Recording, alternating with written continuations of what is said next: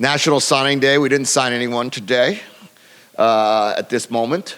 So our program was in a good spot going into this break. We did, I would say, really help our team over the last 4 weeks.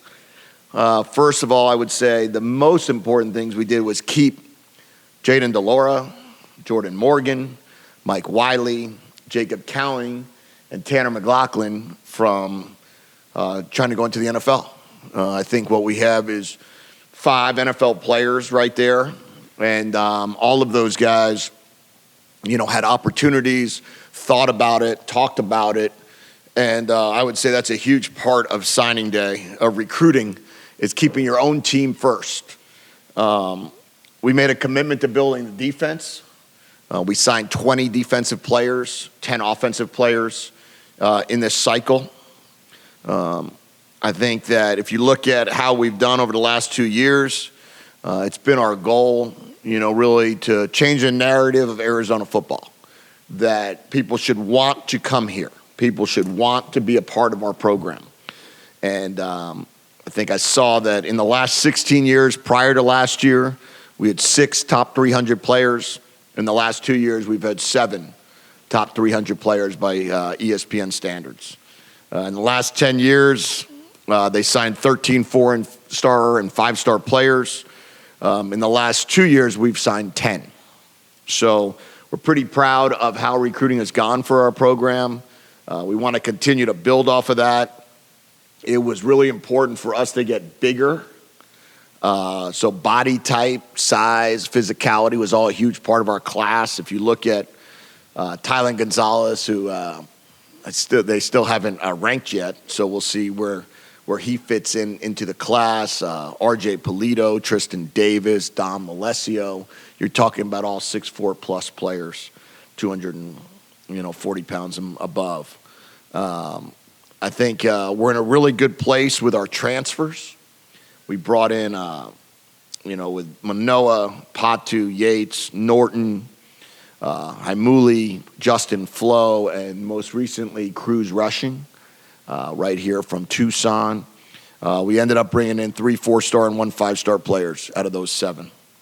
So excited about that whole group. And then finally, since our last talk, high school-wise, Leviticus Sua committed to us at the Polynesian Bowl.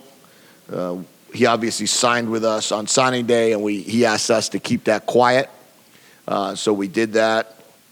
Very similar to Speedy Luke a year ago in that same vein. But to get Sua, who is from Mater Dei, Trinity League MVP, that would give us an opportunity to have the back-to-back Trinity League MVP 2 years in a row with T-Mac and Sua, which is great for Arizona football. And then the final thing I would like to say is since our last press conference, I believe we signed a 5-star coach. Coach Dwayne Aquina will join us as senior defensive assistant / secondary coach. He's coached 3 Thorpe Award winners, 6 Thorpe Award finalists, 41 defensive backs who have played in the NFL, 7 Pro Bowlers, and has been a defensive coordinator for 9 years and an offensive coordinator for 4. So Coach Aquina is now on our staff. We'll also continue our search for a corners coach. Hopefully that will be completed by this weekend and put ourselves in position over these next 3 weeks to get our team ready for spring football and then open up spring ball. Final thing to mention is tomorrow night's signing day event.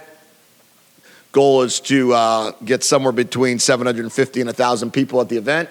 It's an opportunity for our community to meet all of our players, not just the recruits, or not just our freshmen, but all of our team. It's an opportunity to have NIL deals made, created, and put together for our players and for the community.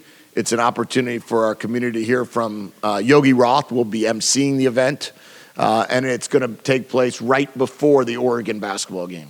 So our goal would be, our event is from 5 to, let's call it 7:15, and then walk across the street and go win in McHale. So that is our plan, and we hope we can get that done. Thanks. How did Coach Aquina end up coming back to Tucson? What was that process like? Well, what happened was when Coach Aquina became available, I reached out to him. Wasn't sure exactly in what capacity we were going to, discuss with him. Went through the process of trying to figure out exactly what we wanted to do, what he wanted to do at this point in his career. Spoke with Dave Hickey, came up with a plan in place. We expect the NCAA to open up some more rules in terms of who can coach and who can't coach. That's been a big part of discussions. Most recently, if your analyst can coach or not coach, and right now we believe that rule will change. So we wanted to get ahead of that and bring Coach Aquina in. What did he say as far as his expectations and what he was looking for? To be a part of Arizona football. And he was very excited about the direction of our program, very excited to get back to Tucson. And I think he has a great love for University of Arizona and for the city of Tucson, has great history and tradition here. And to be able to bring him back and share some of his knowledge and share some of his history here. We introduced him to our players yesterday, and it was great to have him back. What's his title exactly? Senior defensive assistant. Okay. And then for Leviticus Sua, what does he bring to that linebacker? Toughness, I would say, number one. A true sense of toughness. Loves to make plays on the ball. Very intelligent. 4.0 student. Great student of the game. Mature. Physical. Great body type for a high school linebacker.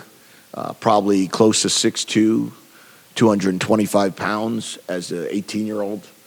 And is going to give us a nice combination of a good linebacking core, which we've been working really hard to put together. He's a 3-year captain at Mater Dei. So what does it say just about his leadership skills? And since he was able to win MVP, what defensive guy won that? Yeah, well, I would say he's got every intangible and tangible you're looking for in a player at the high school level. Number one, he's coming from one of the top 2 or 3 football programs in the country. Number two, he was a captain for numerous years, as you mentioned, so leadership is a huge part for him. And then number three, the fact that he was as productive as he was, he kind of gives you the trifecta. Jedd, perhaps let's not continue there. The 2 players deciding to stay from Hamilton. You could talk about Genesis and Tay. Sure. Genesis falls under that same category, and so does Tay in terms of getting bigger. And really recruiting size. Genesis is all a 6'2" as a safety. He's going to be one of those boundary safeties that is going to be 6'2", 215 pounds and, hit the daylights out of you. And I'm excited about him. A fantastic family. You want to talk about like a dream to recruit? He's got a wonderful set of siblings.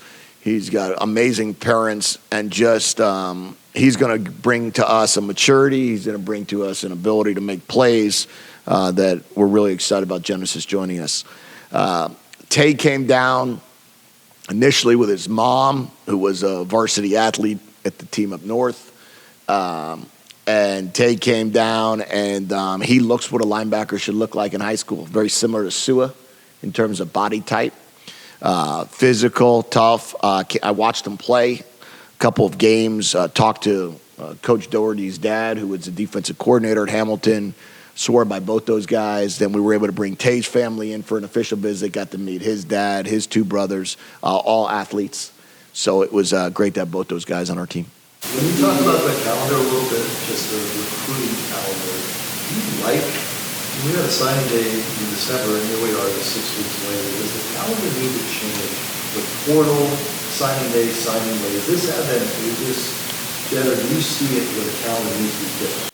Advantageous for quality of life, or advantageous for what per se? I would say that the biggest thing clearly signing day is now December, not today. Today is, a few, signing day moments, but this is not what signing day was. 90% of the players signed in December. There is an ability, I guess, if you have coaching changes to be able to sign a few players here or there. If you have guys that, NIL deals fell through, you could sign a guy. Today, I think there's an opportunity that if there's any other, let's call it reasons why you haven't signed yet, you could sign today.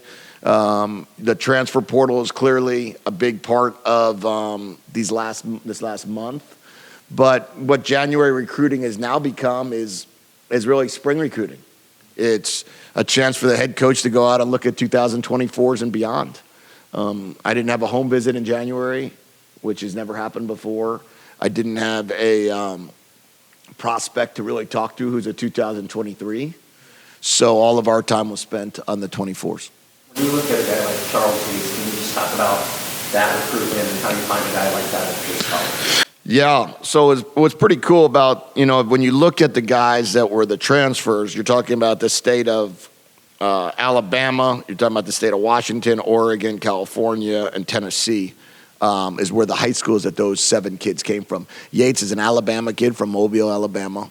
And really what happens there is that Coach Kafusi is responsible for a lot of our junior colleges out in California. And what's happened with the transfer portal is people stop recruiting junior colleges a lot. That you're really just waiting on, I'll just take a guy that's from a 4-year university college ranks, which is a lot of people have made it through junior college ranks.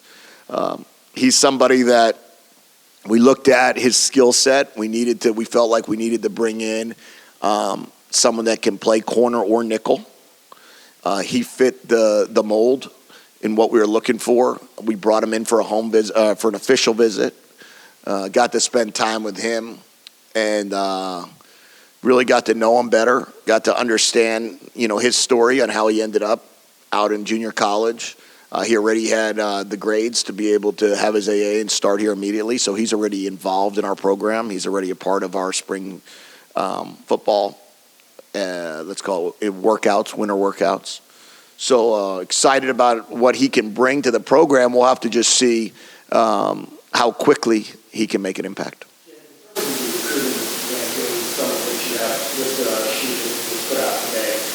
Last year, Rival said you won the Pac-12.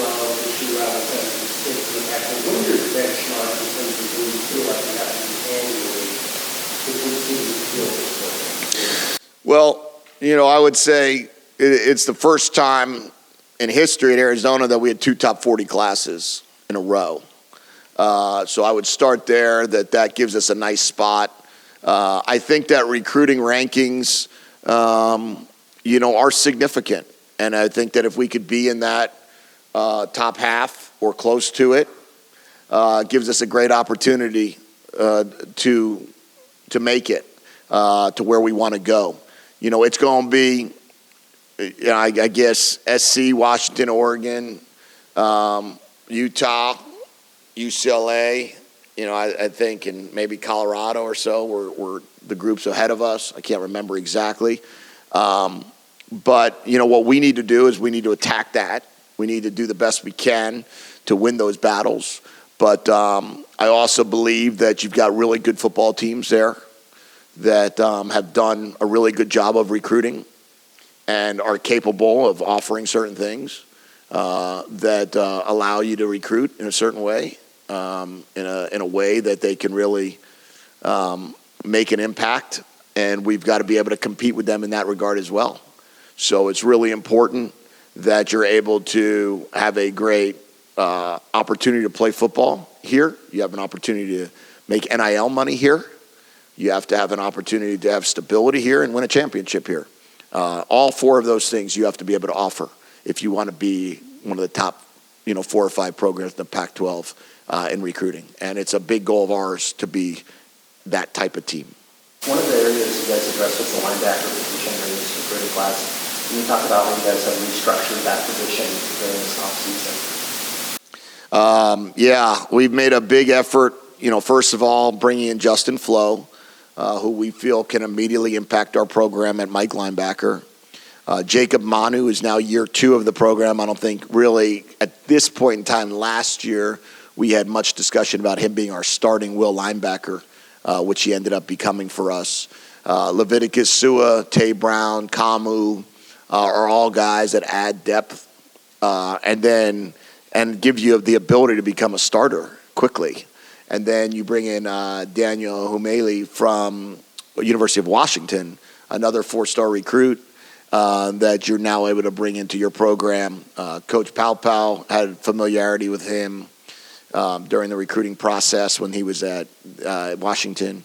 So to bring him in as well, I think we've really added depth and really added competition to our linebacking core. And now you're sitting there talking about 6 to 8 guys that could give you good reps rather than a few. So last year we saw the offense take a big step forward after improving defense. How do you just feel about that going into this year? Yeah, I'd love to see our defense take a big step forward as well. The Pac-12 is an interesting league. If you look at the Pac-12, statistically, I believe we have 6 of the top 20 offenses in the country. I don't think we have any of the top 30 defenses in the country. I don't know if that's a chicken or the egg. Is that based upon the quarterback play in the Pac-12, or is that based upon, we just haven't been able to get our defenses at that same level? Our goal is to improve our defense tremendously from where it was a year ago, and also recognize that this is a league where you have amazing weather every game for the most part. You have quarterback after quarterback after quarterback that can really tear you apart in the passing game. You've got a ton of speed on the field that you've got to be able to figure out ways to tackle. And then you have you have really, really good coaches, really, really good offensive coaches. So it's a great challenge. I don't know if you could see the same jumps as we had in offense. I don't know. Maybe we can. That would be great. We have to sustain success on offense. We have to make a good jump on defense. We have to take the ball away more. We took it away 15 times. We got to take it away 20 or more. We got to get a few more red zone stops. That was a big issue for us last year. We didn't get that. I think with Bill Norton, with Tyler Manoa, with Oren Patu, with Tia Savea really coming into year 2, with Kangaika as a sophomore, with Tai, with Isaiah Johnson, we should be better against the run. And if we can do that, I think we'll have an opportunity to make the leap necessary to continue the build that we've talked about so often here. You have your spring schedule set up here? I do. We're going to start spring football on the Monday after spring break, which I believe is the 13th. We'll have our first practice on Tuesday, which I believe is the 14th. And that will go Tuesday, Thursday, Saturday, all the way through with the spring game being on April 15th. Then if this transfer sort of thing continues to progress, would you be for or against that state that if they're going to transfer back to transfer and not transfer to the Yeah, I've thought a lot about that, and I think the problem becomes, when is it good and when is it not good, right? We got Jayden DeLora from in-conference. We lost Dorian Singer to in-conference. We got Oren Patu and Tyler Manoa from in-conference. We lost Christian Roland Wallace and Keon Bars to in-conference. So, I think I saw that the Pac-12 had the most amount of in-conference transfers. I think it was 31. I don't know that. I don't know the right answer there. I don't think anyone does, and I think that's why we're in this situation. It's hard to put the toothpaste back in the bottle. But I think we have to figure out some solution on, is this really what we want? Do we want to be able, the answer is yes, I do want Jayden DeLora. So no, I don't want to not be able to get guys to transfer from in conference. So I'm not sure. I'm not sure what the best solution is. You just want to be able to build your team the right way, and you want to build the camaraderie, and you want to be able to teach kids how to handle adversity, and also be able to work with kids to be able to succeed the best they possibly can. But I wish Keon and Ciro and Dorian all the best at their spot, and I feel like we're fortunate to get the guys we got at our spot.